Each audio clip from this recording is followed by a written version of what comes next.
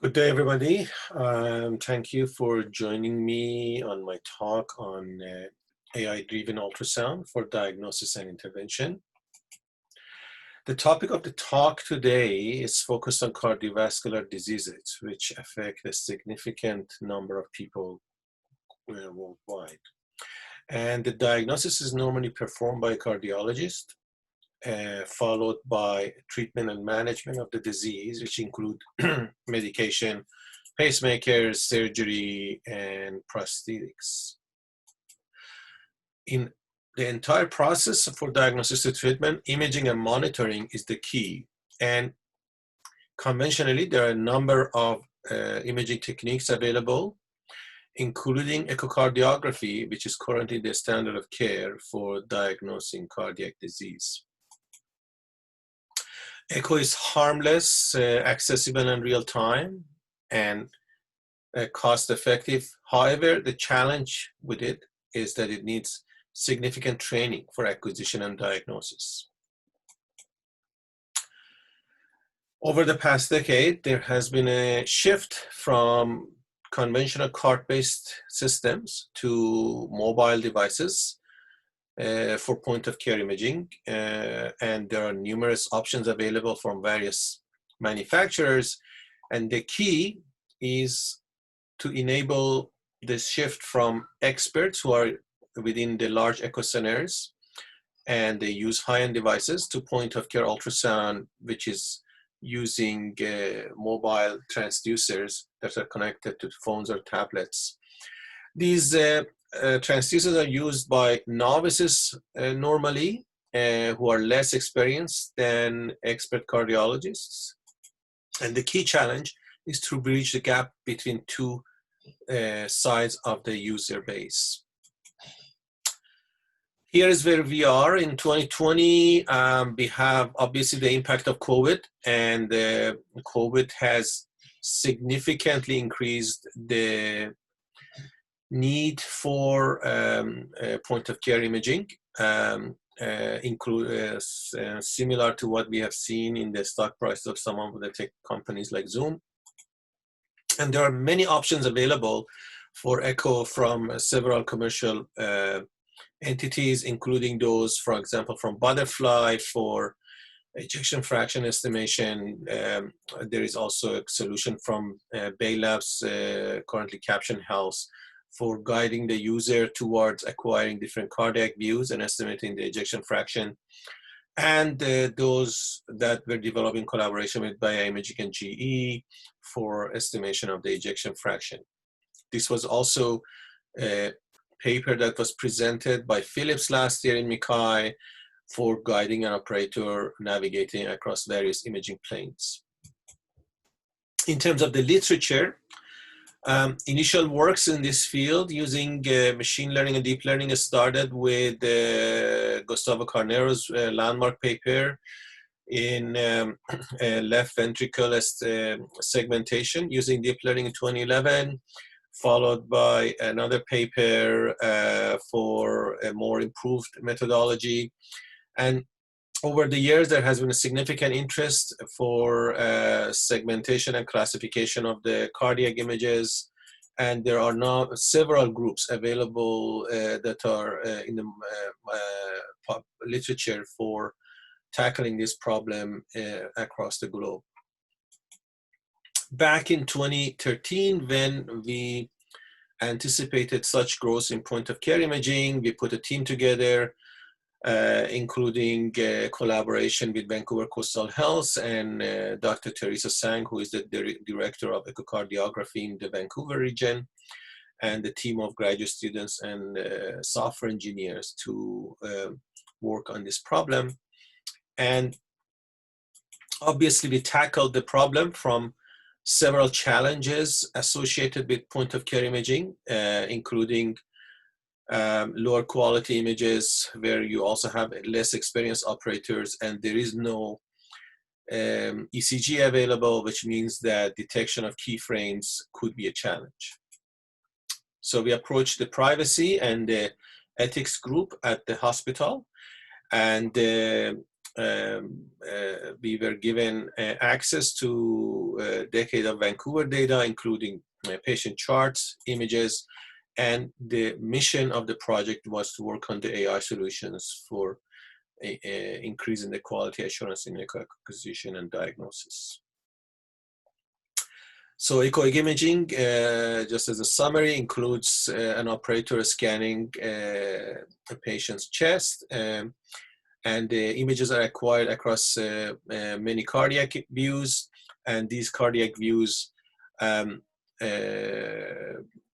obviously show a dynamic anatomy that whose contraction and structure and function are key indicators for the presence of cardiac disease. Some of the earlier work from our group included automatic detection of different standard cardiac views, which can be more than 14 views. And looking at issues associated with lower quality of the point of care data versus the high quality cart-based data. And the changes that such difference in quality can impact the measurements from the images. So we developed techniques for automatic estimation of cardiac image quality using deep learning, and also developed solutions for automatic classification of the views and integration of those within the workflow of a cardiologist using a mobile application. So in this example, as you can see, the system automatically detects a given cardiac view that is obtained by a mobile transducer, estimates its quality, and you have the option of recording the view.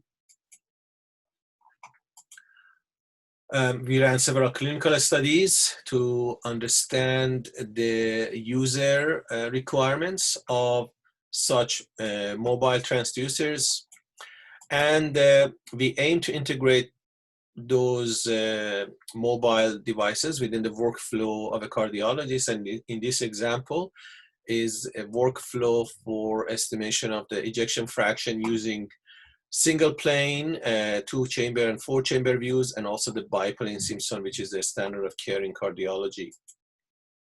So in order to do this, we developed solutions for automatic segmentation of the left ventricle and key landmarks that are used for estimation of the ejection fraction. And we also developed solutions for detection of the key frame in cardiology, including end-systolic and end-diastolic frames. This was not a trivial problem because in a typical cardiology exam, you have access to the echocardiography and ECG data simultaneously, and therefore you can actually estimate the presence of ED and ES frames in the video. However, we needed to build solutions that could learn these automatically based on the motion of the cardiac anatomy and the motion of the valves. And here is an example video which actually shows that we can actually project a cine using a self-supervised network to a latent space where we can actually estimate the phase of the cardiac cycle. And by mapping these videos to this latent space, we can actually automatically synchronize different videos with each other, and including those with the ECG. This example here shows case in fact that we can use such approach for automatic synchronization of even two views of 4-chamber on the left and the 2-chamber on the right, where the video on the top right shows the completely randomized images in a video sequence, and then the image at the bottom shows the fully synchronized image of the AP2 view with the reference view. And I can run it again just for everybody to notice the synchronization. So you can see on the bottom right, the image is synchronized fully with the image on the bottom left. Another challenge that we had to deal with was the segmentation of the left ventricle in the presence of lower quality data. And the way we handled it was using a GAN structure, where we actually learned the relationship between the segmentation and the cardiac images. And as you can see here, with even a single segmentation mask, we can actually generate all 4 chambers in a 4-chamber view. And we use this technique to improve the segmentation accuracy, especially for the outlier examples in the data. And what this means is that we can actually build a loop between the image and the segmentation mask, where we use generative models to improve the overall segmentation accuracy. And as a result, we can also increase the segmentation accuracy. You can see in this case, for example, we have average quality video, and you can translate it to lower quality, you can translate it to high quality data, and use this as a data augmentation method for learning the relation between the segmentation and the boundaries in the image, even in the lack of very sharp boundaries in lower quality data. And you can also translate data across point of care devices and high-end card-based systems. And this means that you can actually use this augmentation method for improving your segmentation accuracy in point of care imaging. These are some of the visual examples in where we show that without the use of our data augmentation technique, you can be in a situation like this where your segmentation accuracy may not be as high as when you use the data augmentation method that we use. And that also means that for lower quality point of care images, we can actually improve the worst case performance of a segmentation method significantly for estimating the DICE score. We integrated this workflow within a mobile application using TensorFlow backend, and we can now run this approach in real time on a mobile application. And as you can see, the method can not only detect the view, but can also do segmentation and landmark identification, and also estimation of the ejection fraction in real time. Another common approach that cardiologists use is visual assessment of the videos without the use of the segmentation for a large proportion of patients. And the question that was posed to us was that whether we can replicate that process. So we took a series of videos, and these are the 2-chamber and 4-chamber videos, and we looked at a mapping between those videos and a percentage for the ejection fraction. And we built a convolutional network for this process, where this convolutional network is constrained using both the segmentation and the visual numbers that are read by the cardiologist. And we actually got surprisingly good results in terms of the correlation with the cardiology prediction using a fairly large number of samples. And we also looked at methods for understanding the uncertainty associated with measurements and estimation of the quality of the cardiologist. There are significant, obviously, inter-observer and intra-observer variability in the labels, and this is a solution that we came up with where we can also estimate the uncertainty in those measurements in real time. Another challenge that we faced was how to integrate our applications with manufacturers' mobile applications, for which we do not have access to any research interface for data acquisition and streaming to TensorFlow. So we built a mobile application in Android that can grab the data in real time from any manufacturer's mobile application, and then perform the analysis using TensorFlow and overlay the information on for the user. So this is an example where we are analyzing the data from a Philips Lumify. We can grab the data from the screen and run the TensorFlow model and overlay the information in real time.